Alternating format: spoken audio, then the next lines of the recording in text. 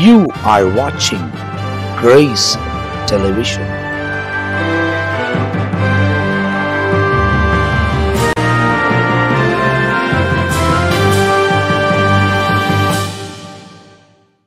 ஆண்டவரும் அருமை இரட்சகராக இயேசு கிறிஸ்துவின் நாமத்தினால் உங்கள் யாவருக்கும் எங்கள் அன்பின் வாழ்த்துக்களையும் ஸ்தோத்திரங்களையும் நாங்கள் தெரிவித்துக் கொள்கிறோம். தேவனுடைய பெரிதான கிருபையால் சுவிசேஷம் என்ற இன்னொரு எபிசோட உங்களை சந்திப்பதிலே நாங்கள் மிகவும் சந்தோஷப்படுகிறோம்.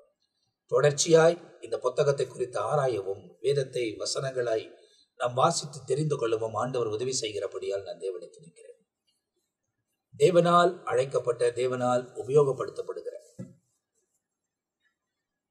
தேவனுடைய திருசபையை நடத்துகிற தேவனுடைய ஊழியக்காரர்கள் நம்மத்தில் வந்து சுவிசேஷ புத்தகங்களை நமக்கு மிக துல்லியமாய் ஒவ்வொன்றையும் படித்து கொடுக்கிறதை நாம் பார்க்கிறோம். கடந்த எபிசோட்ல நாம் லூக்காவை குறித்து ரெவரண்ட் ஜான் பீட்டர் ஐயா நம்ம பேசினாங்க.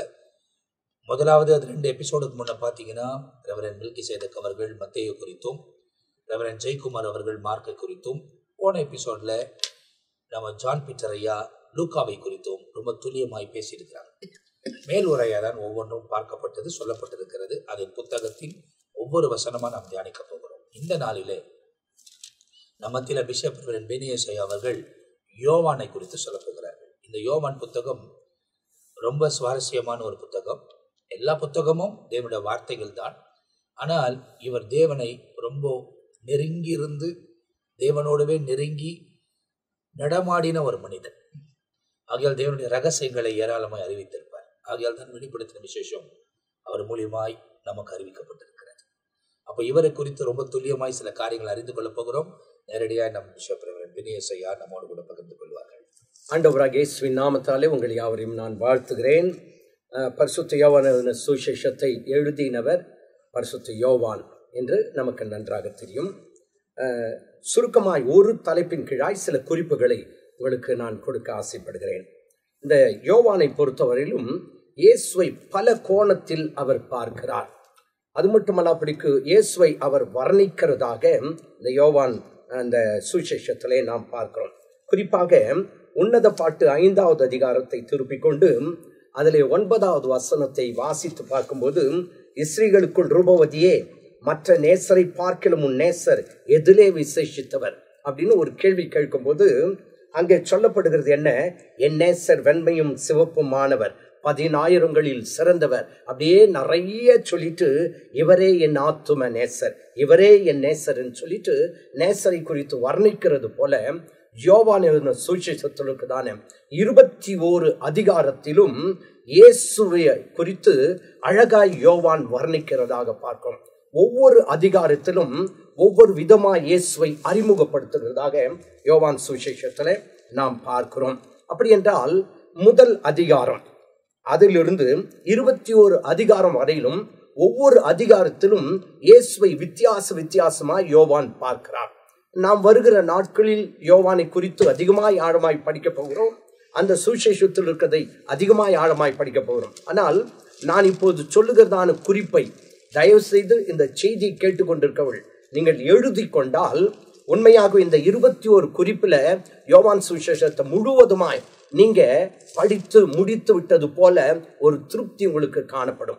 எனவே முதல் அதிகாரத்துல யோவான் கிறிஸ்துவை தேவனுடைய குமாரனாக அறிமுகப்படுத்துகிறதாக வசனத்திலே வாசிக்கின்றோம். பரிசுத்த யோவான் சுவிசேஷம் 1வது அதிகாரம் முதல் வசனத்திலிருந்து 14 வசனம் வரையிலும் வாசித்து பார்த்தால் தேவகுமாரன் என்று சொல்லி இயேசுவை வெளிப்படுத்துகிறார். அப்போ முதல் வசனத்தின் முதல் பகுதியை பார்த்தா ஆதியிலே என்று அவர் ஆரம்பிக்கிறார். அதே போல ஆதியாகமம் 1வது அதிகாரம் முதல் வசனத்திலும் கூட ஆதியிலே என்று ஆரம்பிக்கிறது. ஆதியிலே வார்த்தை இருந்தது, அந்த வார்த்தை மாம்சமானது என்று சொல்லி அவர் முடிக்கும்போது தேவகுமாரனாய் 1வது அதிகாரத்துல இயேசுவை வெளிப்படுத்துகிறார். 2வது அதிகாரத்தை நீங்கள் பார்க்கும்போது குறைவுகளை நிறைவாக்குகிறவராய் இயேசுவை அறிமுகப்படுத்துகிறார். காரணம் என்ன? யோவான் எழுதின சுவிசேஷம் 2வது அதிகாரத்துல திராட்சரசம் குறைவாகிறது.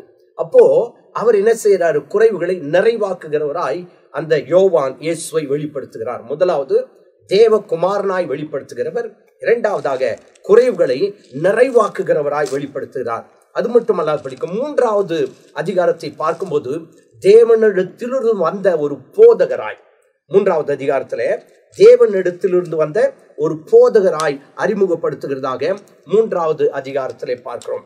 இந்த 3வது அதிகாரம் யோவான் சுவிசேஷத்தில் இருக்கும் பொழுது இந்த 3வது அதிகாரம் வேதத்திலே ஒரு முக்கியமான ஒரு அதிகாரமாய் காணப்படுகிறது.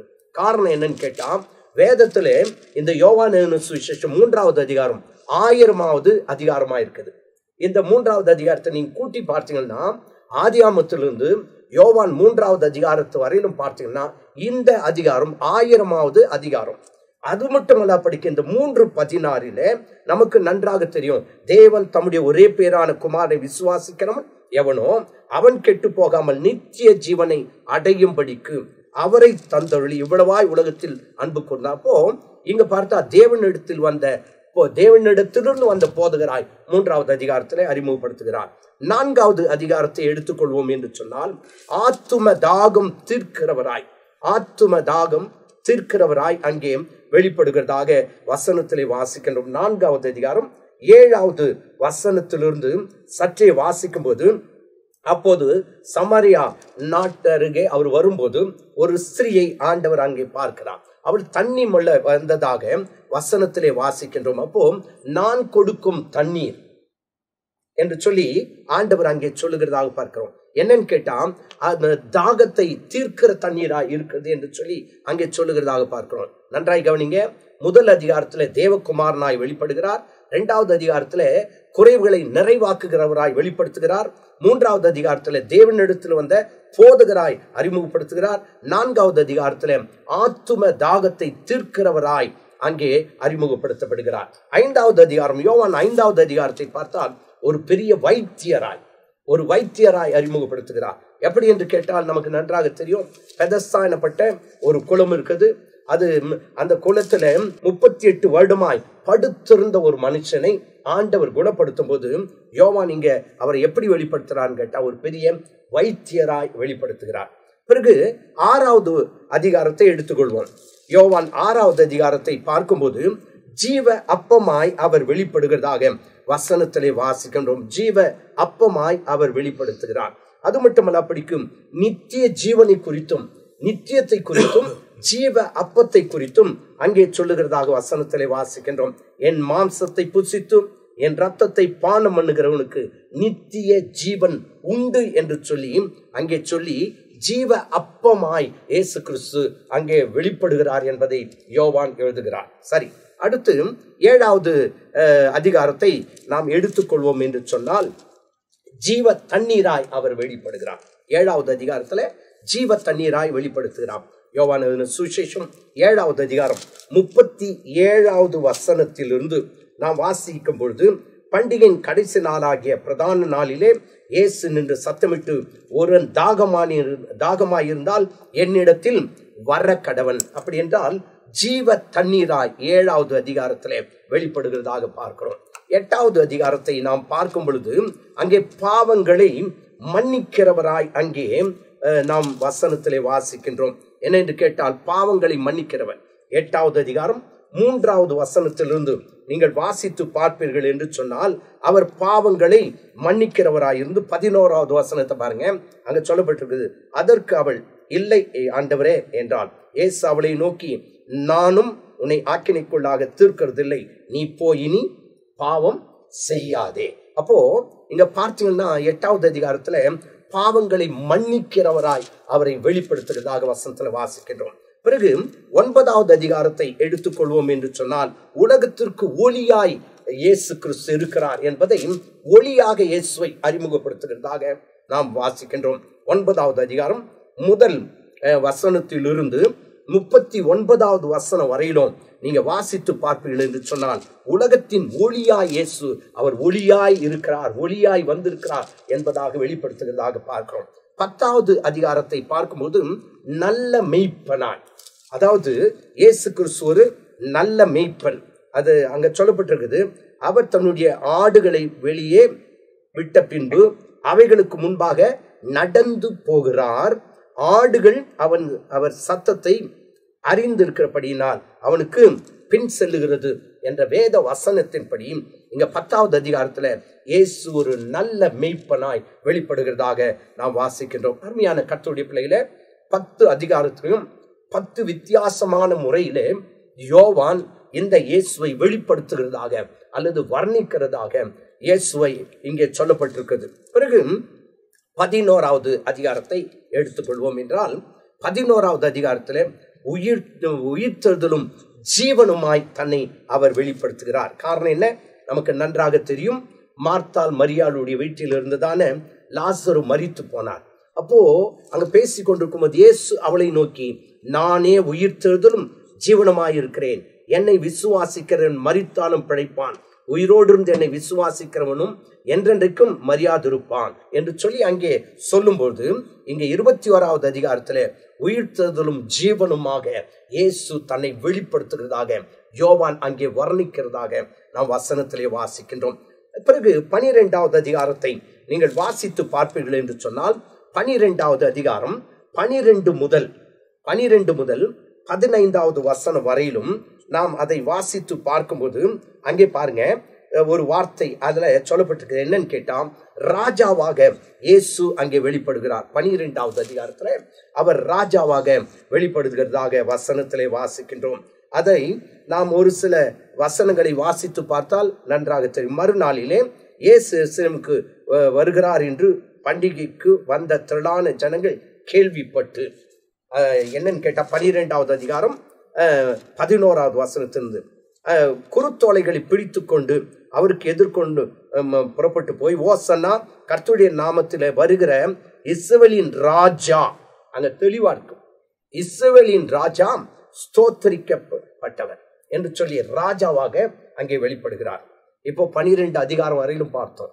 ஒவ்வொரு அதிகாரத்திலும் வித்தியாசமா அங்க யோவான் இயேசுவை அறிமுகப்படுத்துகிறதாகவும் வித்தியாசமாய் இயேசு வெளிப்படுகிறதாக நாம் பார்க்கின்றோம். அது மட்டுமல்லாமல் 13வது அதிகாரத்தை நாம் எடுத்துக்கொள்வோம் என்று சொன்னால், ஒரு ஊழியக்காரராய், என்ன ஊழியக்காரர் அப்படின்னு சொன்னா, ஊழியக்காரர் என்று சொன்னா ஆண்டவருடைய ஊழியத்தை செய்யறோம், சுவிசேஷ ஊழியத்தை செய்யறோம் அப்படின்னு தான் நாம சொல்லுவோம். ஆனா இங்க பார்த்தீங்கன்னா பணிவிடையின் ஊழியம்.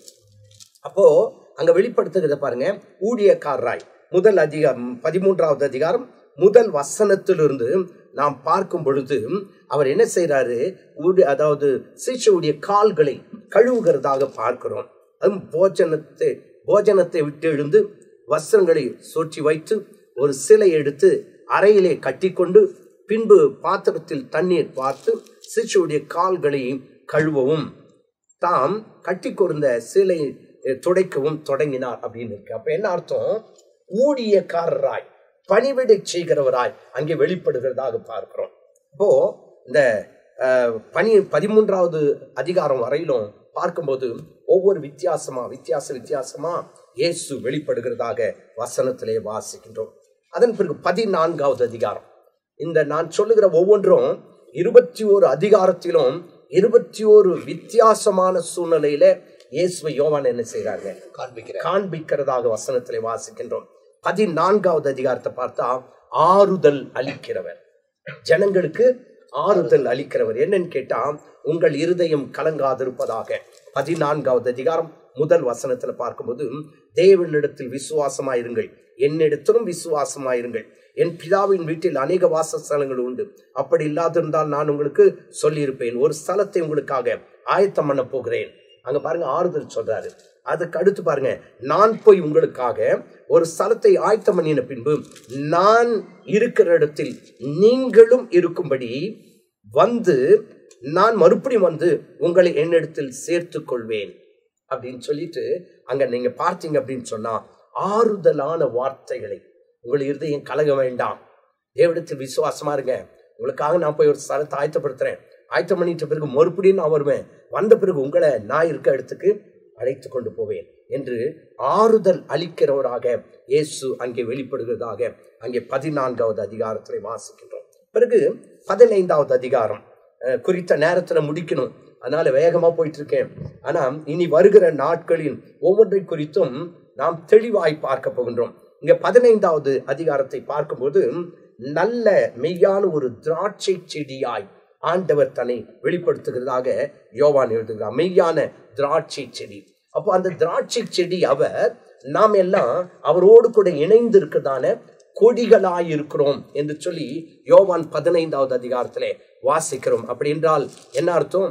ஆண்டவராகிய இயேசு கிறிஸ்துவை அங்கே மெய்யான திராட்சை செடியான் அல்லது கொடியாய் அங்கே யோவான் வர்ணிக்கிறதாக, வெளிப்படுத்துகிறதாக நாம் பார்க்கின்றோம். அதன் பிறகு 16வது அதிகாரம். 16வது அதிகாரத்திலே முதல் 15 வசனத்தை வாசித்து பார்ப்பீர்கள் என்று சொன்னால், பரிசுத்த ஆவியை கொடுக்கிறவர் இயேசு யார் என்று கேட்டால் பரிசுத்த ஆவியை கொடுக்கிறவர் என்று சொல்லி வசனத்திலே நாம் வாசிக்கின்றோம். அதாவது அதிலே ஒரு குறிப்பிட்ட வசனத்தை மட்டுமே உங்களுக்காக வாசிக்கிறேன். சத்திய ஆவியாகிய அவர் வரும்போது சகல சத்தியத்திற்குள்ளும் உங்களை நடத்துவார். அப்போ அந்த அதிகாரத்தை பார்க்கும்போது பரிசுத்த ஆவியை கொடுக்கிறவராய் அவர் வெளிப்படுகிறார். பிரியமான கர்த்தருடைய பிள்ளைகளே, சத்திய ஆவியாகிய அவர் வரும்போது சகல சத்தியத்திற்குள்ளும் உங்களை நடத்துவார். அப்போ பரிசுத்த ஆவியை குறித்து தெளிவாக என்ன பண்றாரு? வெளிப்படுத்தி காட்டுகிறது மாத்திரமல்ல, பரிசுத்த ஆவியை கொடுக்கிறவர் என்பதை குறித்து நாம் 16வது அதிகாரத்திலே வாசிக்கின்றோம். 17வது அதிகாரத்தை நாம் பார்ப்போம் என்று சொன்னால் எல்லாருக்கும் தெரியும். இந்த 17வது அதிகாரம், யோவான் 17வது அதிகாரத்தை பார்க்கும்போது ஆண்டவராகிய இயேசு செய்த ஜெபம். அப்போ இங்க ஆண்டவர் எப்படி வெளிப்படுகிறார் என்றால், நல்ல ஒரு ஜெப வீரராய் அவர் வெளிப்படுகிறார். அப்படி ஜெப வீரராய் மாத்திரமல்ல, அநேக ரகசியங்களை அந்த ஜெபத்தின் மூலமாய் நமக்கு சொல்லுகிறதை நாம் பார்க்கிறோம். தேவனோடு கூட பேசுகிறது மாத்திரமல்ல, நமக்கும் ஒரு சில செய்திகளை கொடுக்கிறார். அது என்ன? ஒன்றான மெய் தேவனாகிய உம்மையும் நீர் அனுப்பினவராகிய இயேசு கிறிஸ்துவை அறிவதே நித்திய ஜீவன் என்பதை அங்கே வெளிப்படுத்தி காட்டி நல்ல ஒரு ஜெப வீரனாய் ஆண்டவராகிய இயேசு கிறிஸ்து அங்கே வெளிப்படுகிறதாக நாம் பார்க்கிறோம். அருமையான கர்த்தருடைய பிள்ளையில, 17 அதிகாரத்திலும் ஒவ்வொரு வித்தியாசமான முறையில் தேவகுமாரனாய், குறைவுகளை நிறைவாக்குகிறவராய், தேவனிடத்தில் வந்து போதுகிறாய், ஆத்தும தாகம் தீர்க்கிறவராய், பெரிய வைத்தியராய், ஜீவ அப்பமாய், ஜீவ தண்ணீராய், பாவங்களை மன்னிக்கிறவராய், உலகத்திற்கு ஒளியானவராய், நல்ல மெய்ப்பனாய், உயிர் தெழுந்தலும் ஜீவனுமான ஒரு தேவனாக, ராஜாவாக, ஊழியக்காரராக, ஆறுதலின் தேவனாக, மெய்யான திராட்சை செடியாகவும் பரிசுத்த ஆவியை கொடுக்கிறவராகவும் அவர் வெளிப்பட்டார். 17வது அதிகாரத்திலே ஜெப வீரராய் அவர் வெளிப்படுகிறார். 18வது அதிகாரத்திலே ஒரு குற்றமும் இல்லாதவராய். ஏன்னு கேட்டா, இந்த 18வது அதிகாரத்தை வாசிக்கும் போது உண்மையாகவே அதிகமாய் நாம் சிந்திக்க வேண்டியதா இருக்குது. காரணம் என்ன? அவர் என்ன செய்யறாங்க? ஒரு குற்றவாளியை பிடிக்க வேண்டும் என்று சொன்னால் அதற்கு ஒரு ஆதாரங்கள் தேவைப்படுது, சாட்சி தேவைப்படுகிறது. ஆனா இயேசுவை பிடிக்கும் போது ஒரு சாட்சியும் இல்லை, அவர் மேல் குற்றம் சாட்ட ஒரு சாட்சியும் இல்லை. பலரிடத்திலே கொண்டு போய் அதிகாரிகளிடத்தில் எல்லாம் நிற்கவும் வைக்கும் போதும் கடைசியில இடத்தில் ஒரு குற்றமும் காணவில்லை என்று சொல்லிவிட்டார்கள். அப்படி குற்றமற்றவராய் அவர் இங்கே 18வது அதிகாரத்தில் வெளிப்படுகிறார். குற்றமற்ற இரத்தத்தை நான் காட்டி கொடுத்தேனே என்று சொல்லி யூதாஸ் கதறுகிறதாக பார்க்கிறோம். அப்போ 18வது அதிகாரத்திலே குற்றமற்றவராய் அவர் வெளிப்படுகிறார். 19வது அதிகாரத்தை பார்க்கும்போது ஜீவனை கொடுக்கிறவராய், அப்படி என்றால் நமக்கு அவர் ஜீவனை கொடுக்கிறவராய் அங்கே 19வது அதிகாரத்தில் வெளிப்படுகிறார். 20வது அதிகாரத்திலே உயிர்த்தெழுந்த இயேசுவாய் அவர் காணப்படுகிறார். உயிர் தெழுந்தவர். 21வது அதிகாரத்திலே உயிரோடு இருக்கிறவராய் வெளிப்படுகிறார். அப்போ இந்த 21 அதிகாரத்தை பார்க்கும்போது ஒவ்வொரு அதிகாரத்திலும் ஒவ்வொரு வித்தியாசமான முறையில இயேசு வெளிப்படுகிறதாக பார்க்கிறோம். அந்த அப்படி வெளிப்படுகிற அந்த இயேசுவை யோவான் வித்தியாசமான முறையில அந்த 21 விதமாய் அந்த யோவான் வர்ணிக்கிறதாக நாம் வசனங்களிலே வாசிக்கின்றோம். அது மட்டுமல்லாதபடிக்கு இந்த யோவான் இந்த சுவிசேஷத்தை மாத்திரமல்ல 3 நிருபங்களை எழுதியிருக்கிறார். அந்த நிருபங்களை எல்லாம் வாசித்து பார்ப்பீர்கள் என்று சொன்னால் மிகவும் விசேஷித்த ஒரு நிருபம். சின்ன அதிகாரமாய் இருந்தாலும் அவர் அன்பை குறித்து வெளிப்படுத்துவது மாத்திரமல்ல, பரிசுத்தத்தை குறித்து வெளிப்படுத்துவது மாத்திரமல்ல, உபதேசத்துல எச்சரிக்கையா இருக்க வேண்டும். யார் வந்தாலும் யார் என்ன போச்சாலும் அதை அப்படியே ஏற்றுக்கொள்ளக்கூடாது. உங்களிடத்தில் யாராவது வந்து இந்த உபதேசத்தை சொல்லாம இருந்தா வீட்டு வாசற்படியிலேயே சேர்க்கக்கூடாது, அவங்களுக்கு ஸ்தோத்திரம் கூட சொல்லக்கூடாதுன்னு சொல்லிட்டு ஒரு கட்டாயமான ஒரு உபதேசத்தை அவர் கொடுத்தது மாத்திரமல்லாமல் வெளிப்படுத்தல் அந்த ரெவலேஷனை அவர் எழுதும் பொழுது வயது சென்றவராய் அவர் காணப்பட்டு தேவன் கடைசி காலத்தின் ரகசியங்களை எல்லாம் இந்த யோவானுக்கு வெளிப்படுத்துகிறதாக நாம் வசனத்திலே வாசிக்கின்றோம். அது மட்டுமல்ல, அப்படிக்கு இயேசுவோடு கூட இருந்த சீஷர்கள் எல்லாம் கொலை செய்யப்பட்டு மரித்தாலும் கூட யோவானை குறித்து சொல்லப்படுகிறது, சரித்திரம் சொல்லுகிறது, அவர் இயற்கை மரணம் அடைந்தது மாத்திரமல்ல, வயது முதிர்ந்த பிறகு அவர் மரித்தார் என்று சொல்லி நாம் சரித்திரத்திலே வாசிக்கின்றோம். அப்படி என்றால் இந்த யோவான் அநேக ரகசியங்கள், உதாரணமாக ஒன்றை சொல்லி நான் முடிக்க ஆசைப்படுகிறேன். இயேசு கிறிஸ்துக்கு முள்முடி சூட்டினார்கள் என்ற ஒரு வசனம் பார்த்தீங்கன்னா மத்தேயு, மார்க்கு, லூக்காவில் இல்லை. ஆனா யோவான் சுவிசேஷத்தில் தான் முள்முடி சூட்டினதை குறித்து சொல்லப்பட்டிருக்கிறது. கானா ஒரு கல்யாணத்துல, அதாவது நம்ம தலைப்புல பார்த்தோம், குறைவுகளை நிறைவாக்குகிறவர். அப்போ அந்த குறைவுகளை நிறைவாக்குகிறவர் என்பதை குறித்தும், அவர் ஒரு பெரிய பரம வைத்தியன் என்பதை குறித்தும் வித்தியாசமான முறையில மற்ற 3 சுவிசேஷத்தில் இல்லாத சில ரகசியங்களை இங்கே யோவான் வெளிப்படுத்துகிறதாக நாம் பார்க்கிறோம். அதுல ஒரு காரியம், யோவான் எழுதும் பொழுது இயேசுனுடைய சிரசில் அப்படின்னா தலையிலே முள்முடி சூடப்பட்டதாக அவர் தெளிவா எழுதுறாரு. அந்த முள்முடியை இயேசு நம்முடைய பாவங்களை தன்னுடைய சுமந்து தீர்த்தார் என்று சொல்கிறோம். அந்த முள்முடி எதற்கு அடையாளம் என்று சொன்னா, மனுஷனுக்கு கொடுத்த கட்டளை அவன் மீறி நடந்த பொழுது ஆண்டவர் சபிக்க தொடங்கும் பொழுது பூமியை சபிக்கிறார். அப்படி சபிக்கும் பொழுது அது முள்ளும் குறுக்கும். அப்ப தேவனுடைய படைப்பில் பார்க்கும் பொழுது இந்த முள்ளு குறுக்கும் படைக்கல ஆண்டவர். மனுஷன் தேவனுக்கு விரோதமாக பாவம் செய்த பிறகு கர்த்தர் ஒன்றொன்றாக சபித்து வரும் பொழுது பூமியை கூட ஆண்டவர் சபிக்கிறார். சபிக்கும் பொழுது முள் குறுக்கும், அந்த முள்ளும் முளைக்கப்பட்டது. அதை கொடுத்தார் இயேசு தன்னுடைய கல்வாரி சிலுவையின் மரத்தி அந்த இதில் அந்த காலகட்டத்திலே பாவத்தை மாத்திரமல்ல, சாபத்தின் அடையாளமா இருக்கிற அந்த முள்ளை கூட தன் சிரசில சுமந்தவராய், அத வேதம் சொல்லுது, அவர் நம் பாவங்களையும் நம்முடைய சாபங்களையும் தன்னுடைய சிரசில சிலுவையிலே சுமந்து தீர்த்தார். அதாவது ரத்தம் சிந்தினது பாவம் மன்னிப்பு நிச்சயத்தை பெறவும், அந்த முள்முடியை சுமந்தது நம்முடைய சாபத்துக்கு அடையாளம். அதை தெளிவாக யோவான் மற்றவர்கள் எழுதாத ஒரு மேன்மையான ஒரு சத்தியத்தை, ஏன்னா சாபம் கொடூரமானது, அது கிறிஸ்து சிலுவையில் அறையும் பொழுது அந்த சாபத்தை எங்கள் மேல் இருக்கட்டும் யூதர்களே சொல்லுவாங்க. அதே போல இன்னொரு ரகசியம் இந்த யோவான் சுவிசேஷத்தில் இருக்குது. அது நான் ஏற்கனவே ஒரு குறிப்பிட்ட செய்தியிலே அதை சொல்லியிருக்கேன். இந்த யோவான் 3:16, ஆதியாகமம் 3:16, நீதிமொழிகள் 3:16 என்று சொல்லி அந்த 3:16 எடுத்துக்கொண்டு வருவோம் என்று சொன்னால் அநேக ரகசியங்கள் இருக்குது.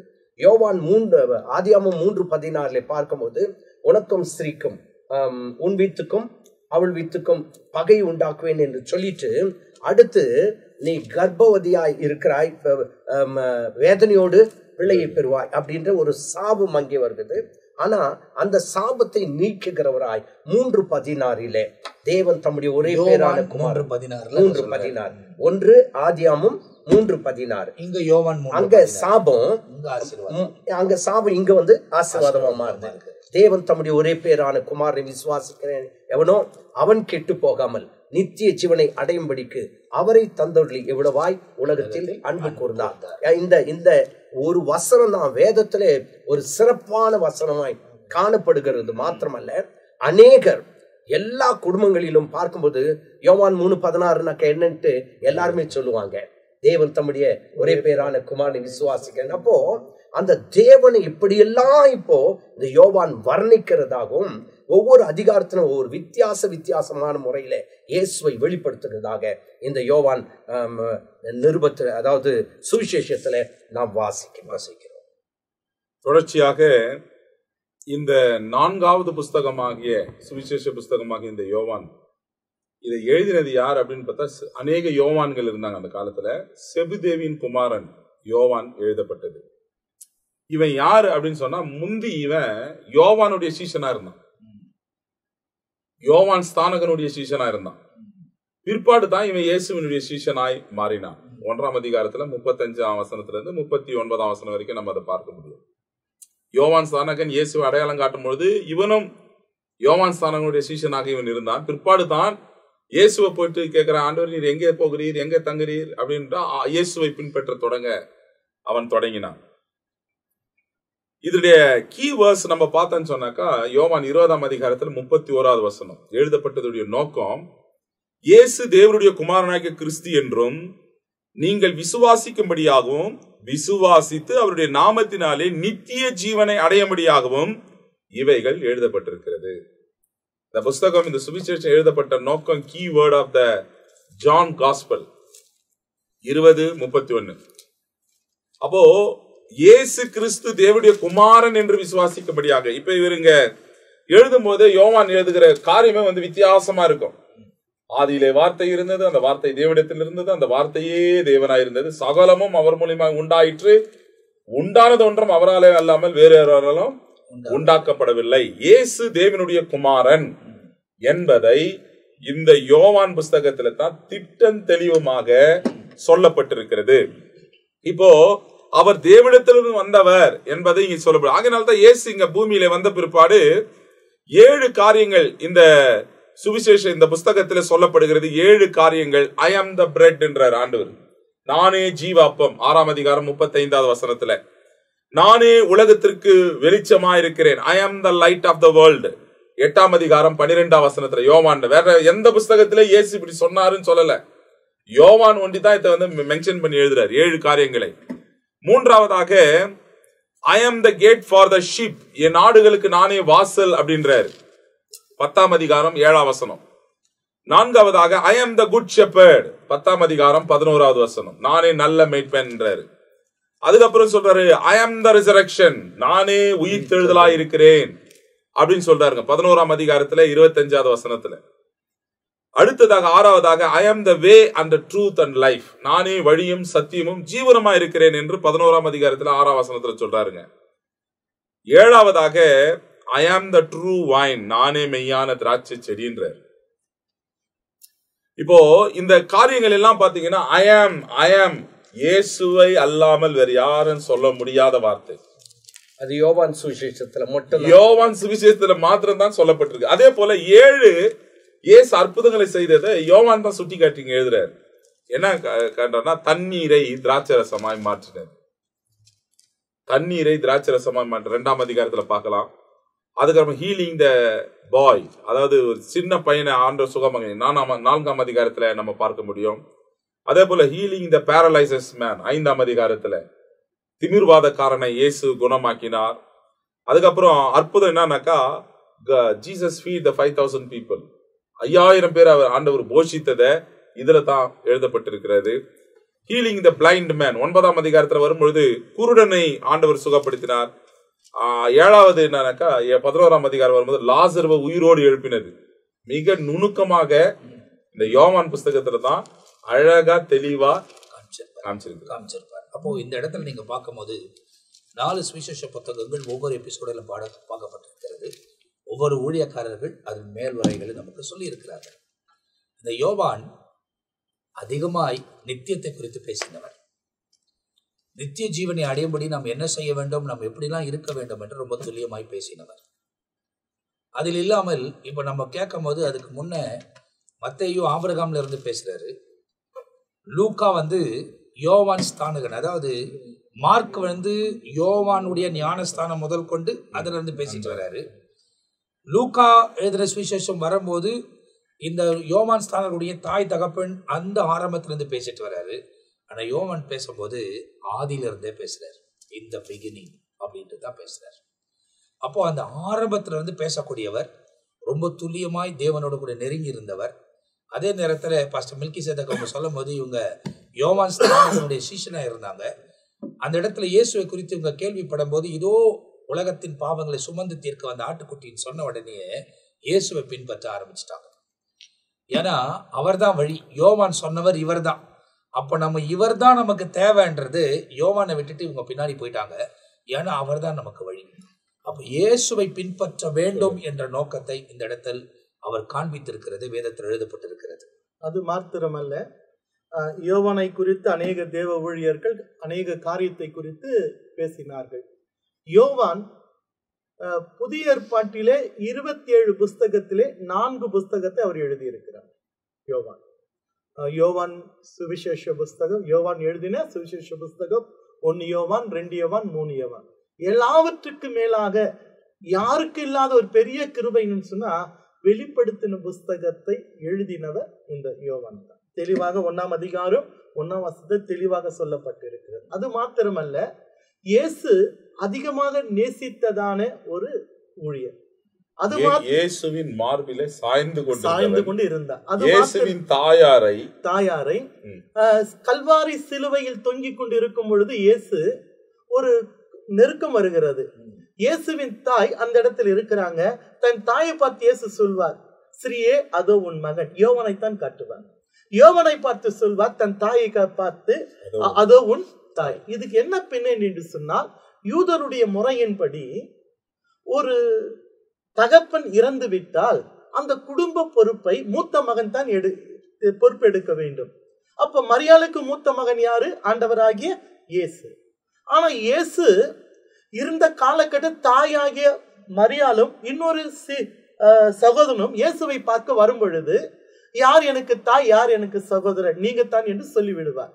இது நிமித்தமாக இயேசுக்கும் அவர் தாயாருடைய மற்ற பிள்ளைகளுக்கு ஒரு வேரியேஷன், ஒரு பிரிவு இருக்கிறது. அவர் சிலுவையில் கொள்கதால் கொண்டு போய் அவர் சிலுவையில் அறைவார் என்ற செய்தி போனாலும் மற்ற பிள்ளைகள் எல்லாம் சொன்னாங்களா, நீ இயேசுவை பார்க்க போகக்கூடாது, அப்படி போனா மறுபடி நீ வரக்கூடாது. இது யூதருடைய முறை இருக்கிறது. ஆனா அந்த தாய் என்ன செய்தாங்க, நீங்க எல்லாம் எனக்கு வேண்டாம், எனக்கு இயேசு போதும் என்று மற்ற பிள்ளைகளை விட்டு இயேசுவை பார்க்க இது கல்வாரிக்கு போயிட்டாங்க. அப்ப இயேசுக்கு தெரிந்து விட்டது, என்னை நம்பி என்னை பார்க்க என் தாய் மற்ற எல்லாரும் குடும்பத்தை விட்டு வந்துட்டாங்க, நான் மரித்து, என மூத்த மகன், நான் மரித்து விட்டால் யார் என் தாயை காப்பாற்றுவார்கள், பராமரிப்பார்கள் அப்படின்றதான நேரத்துல இயேசு பார்த்தாரு, என் தாயை பொறுப்பாக பாதுகாத்து பராமரிக்கிற தன்மையுடையவர் தான் இந்த யோவான் என்று சொல்லி அந்த தாய்க்கும் சொல்ற. அப்ப அந்த அம்மாவுக்கு புரிஞ்சிச்சு, மூத்த மகன் மரிச்சிட்ட பிறகு மற்ற பிள்ளைங்க என்னை கை விட்டுட்டாங்க, வீட்டை விட்டு மறுபடியும் வரணும்னு சொல்லிட்டாங்க. அப்போ அந்த பொறுப்பு அம்மாவுக்கு புரியுது. அதோ உன் மகன் என்றா, நான் மூத்த மகன் மரிக்க போகிறேன், இது உன்னை பராமரிக்கிறவர் இந்த யோவான் ஆகிய என் சீஷன் இவர் தான். யோவானுக்கு சொல்றார், அது உன் தாய். ஏதோ அம்மாவுக்கு சொல்லி விட்டுட்டு இருக்கலாம், இப்ப யோவானுக்கு தெரியல இல்லையா, அது உன் தாய். யோவானுக்கு தெரியுது, மூத்த மகனாக இயேசு மரிக்க போகிறாரு, இந்த தாய் பொறுப்பெடுக்கிற பொறுப்பு என்னிடத்தில் தான் இயேசு கொடுத்தார். அப்படி என்றால் அந்த அளவுக்கு கனத்துக்குரியவர், இயேசுவை அதிகமாக நேசித்தவர், இயேசுவும் இவரை அதிகமாக நேசித்தவர் தான் இந்த யோவான். அப்ப இந்த இடத்துல நீங்க பார்க்கும்போது நிறைய ரகசியங்கள் ஒவ்வொன்றாய் ஒவ்வொரு பக்கத்திலையும் வருகிறதை பார்க்குறீங்க. ரொம்ப அற்புதமான சில விஷயங்கள் எல்லாம் நாம் துல்லியமாய் கற்றுக் கொடுக்கிறோம். இதெல்லாம் நமக்கு ஒருவேளை உங்களுக்கு பார்க்குற உங்களுக்கும் புதுசாக இருக்கலாம், சில காரியங்கள் எங்களுக்கே புதுசாக இருக்கும். அப்போது தொடர்ச்சியாய் அவைகளை கேட்கும் போது இன்னும் ஆழமான சத்தியத்துக்குள்ளே நாம் கடந்து போகிறோம். எனவே அடுத்த எபிசோட்லேருந்து ஒவ்வொன்றாய் வசனமாய் நாம் தியானிக்க போகிறோம். இந்த 4 எபிசோடுகள் தொடர்ந்து இந்த மேல் உரைகளை உங்களுக்கு கொடுக்கப்பட்டிருக்கிறது. இந்த எபிசோட் உங்களுக்கு மிகவும் ஆசீர்வாதமாக இருந்திருக்கும் என்று நம்புகிறோம். பார்க்குற நீங்கள் மற்றவங்களோட ஷேர் பண்ணுங்கள். வசனத்துக்கு ஏற்ற மாதிரி உங்கள் வாழ்க்கை அர்ப்பணித்துக் கொள்ளுங்க. ஏன்னா யோவான் தன்னை காண்பிக்கும் போது நித்தியத்துக்கு ஏற்றதை அவர் ஏராளமாய் பேசியிருக்கிறது வேதாகமத்தில் சொல்லப்பட்டிருக்கிறது. நாம் உலகத்துக்குரியவர்கள் அல்ல, இந்த உலக வாழ்க்கை முடிந்து போக ஒன்று, நாம் நித்தியத்துக்குள் பிரவேசிக்க வேண்டும், தேவனோடு இருக்க வேண்டும். அதுக்கு ஏற்றதாய் நம்முடைய வாழ்க்கை அர்ப்பணித்துக் கொள்வோம்.